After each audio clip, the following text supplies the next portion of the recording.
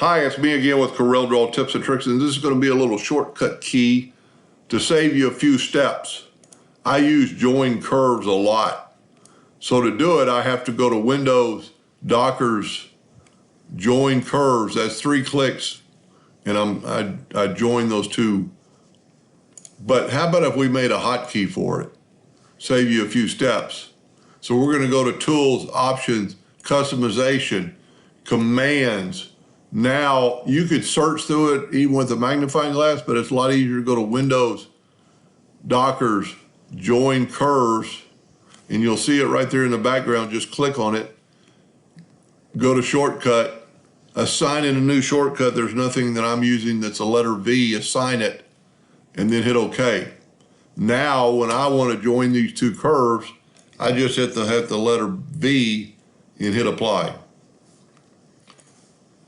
You can almost do this with any command, or I would think any command. You just have to find a keystroke that's not being used. It's the same thing with Windows, Dockers. Align and distribute is Control-Shift-A. You might as well go to this window in Dockers to hit the Control-Shift-A, but you could change that to one letter. And I might do that in a second video. Hope that helped a little bit. Thank you for watching.